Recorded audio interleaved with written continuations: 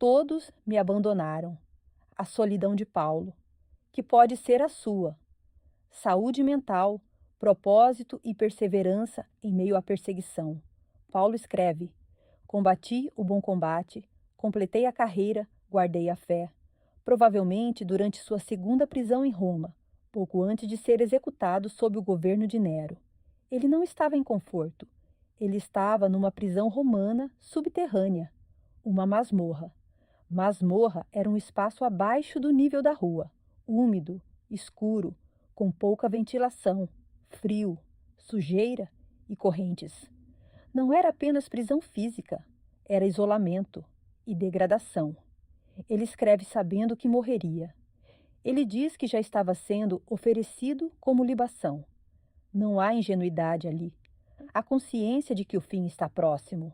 Mas para entender essa frase, precisamos olhar para tudo o que veio antes dela. Paulo foi espancado diversas vezes, sofreu açoites, foi apedrejado e deixado como morto, naufragou, passou fome, dormiu ao relento, viveu risco constante de morte. Ele, que antes tinha status, influência, formação intelectual respeitada, trânsito entre líderes religiosos, agora estava acorrentado como criminoso comum. A queda social foi brutal. E não foi só perseguição externa. Ele foi traído, foi abandonado. Ele escreve em 2 Timóteo: Todos me abandonaram. Ele cita nomes. Demas o deixou, amando o presente século. Outros, por medo, se afastaram. Na sua primeira defesa, ninguém apareceu para apoiá-lo. Imagine isso. Você dá a vida por uma causa, investe em pessoas, discipula, ensina, sofre por elas e no momento mais difícil está sozinho. Alguns poderiam dizer: é colheita do mal que ele plantou quando perseguiu cristãos. Talvez fosse só omissão dos outros, talvez medo, talvez autopreservação. Mas Paulo já havia aprendido algo profundo: amar sem esperar recompensa.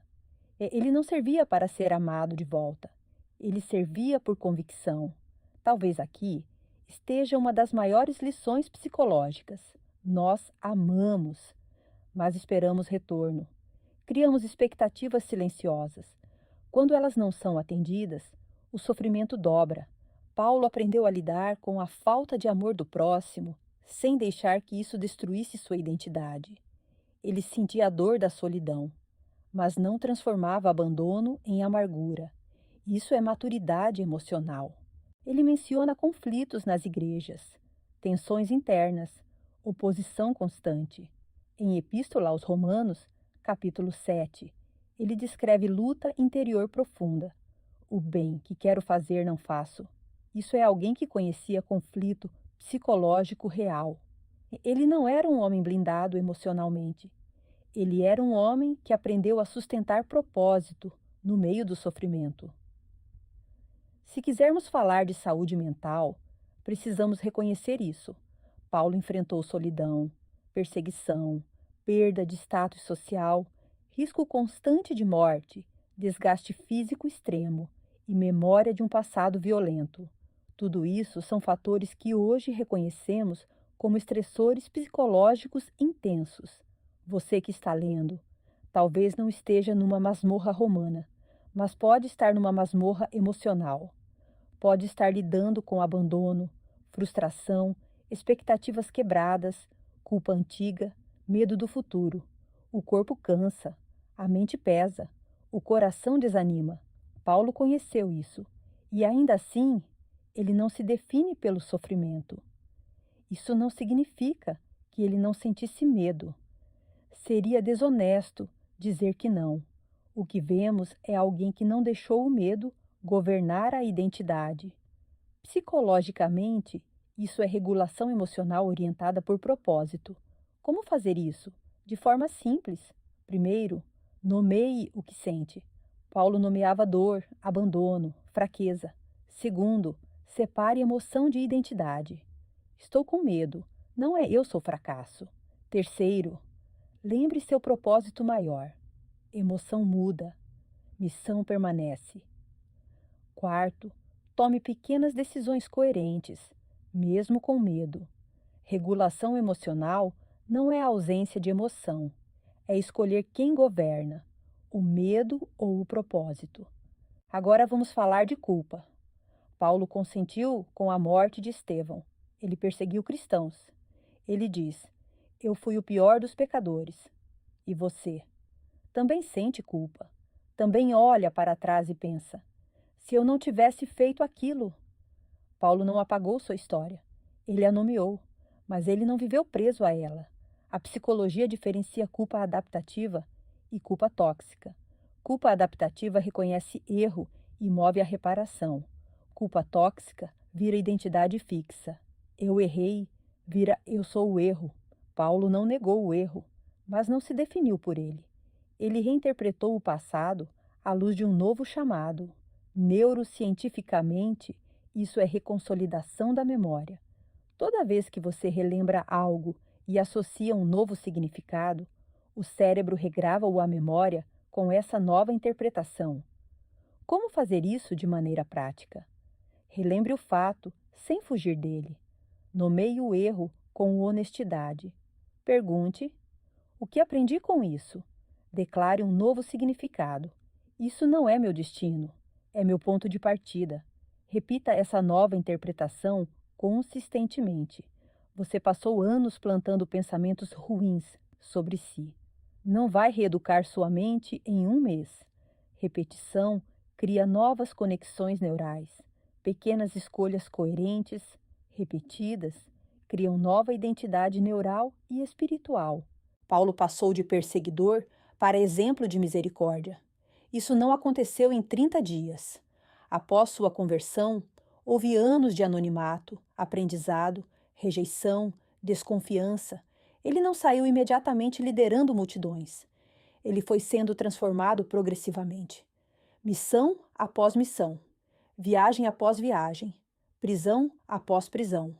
Mudança real se mede pelo tempo. Identidade não muda por emoção momentânea. Muda por repetição consistente de escolhas alinhadas a um novo propósito. Agora precisamos abordar algo delicado. Quando Paulo diz completei a carreira, ele usa linguagem atlética. Pense num atleta olímpico. Horas diárias de treino, dor muscular, frustração, lesões, disciplina quando ninguém está olhando. O atleta não recebe medalha porque começou a corrida, recebe porque termina. E às vezes termina em pedaços, suado, ferido, exausto. Mas termina. Completei a carreira. Não é linguagem de fuga, é linguagem de fidelidade sustentada. Suicídio não é vitória sobre a corrida, é interrupção de uma jornada que ainda tinha tempo, tratamento e possibilidade. E precisamos falar com responsabilidade. Pessoas que chegam a esse ponto geralmente estão sob sofrimento psíquico intenso, depressão grave, desesperança, alterações neurobiológicas. Não é fraqueza moral, é dor profunda. Mas Paulo não desistiu da dor. Ele atravessou a dor. Ele sofreu, mas lutou. Ele teve medo, mas permaneceu. Ele foi abandonado, mas continuou amando. Ele tinha passado pesado, mas não deixou o passado governar o futuro. Talvez você esteja correndo machucado. Talvez esteja correndo devagar. Talvez esteja apenas caminhando. Mas enquanto há fôlego, há corrida. Você não precisa apagar o que foi, mas precisa decidir quem está se tornando. Reconhecer o erro. Separar erro de identidade. Construir propósito. Repetir escolhas coerentes. Aceitar processo, que leva tempo.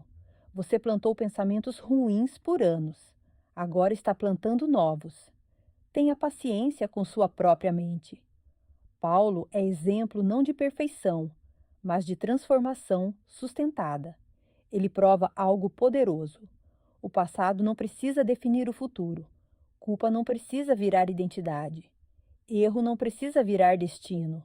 Ele não negou quem foi, mas não viveu prisioneiro disso. E talvez a pergunta mais honesta não seja: posso apagar o que fiz?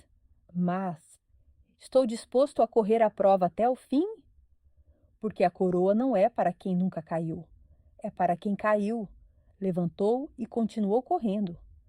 Assim como Paulo, que foi perseguidor, depois perseguido, que foi forte e também foi abandonado, que caiu, levantou e continuou correndo. Você está disposto a reescrever sua história? Não apagar o que viveu, não fingir que não doeu, não negar os erros, mas reescrever o significado, transformar culpa em aprendizado, solidão em maturidade, dor em profundidade, fracasso em ponto de partida. Paulo não mudou o passado, ele mudou a direção. E você? Está disposto a parar de se definir pelo que aconteceu e começar a se definir pelo que está construindo? Porque a história não termina na queda. Ela continua na decisão de levantar. Ei, você aí, está disposto a reescrever sua história?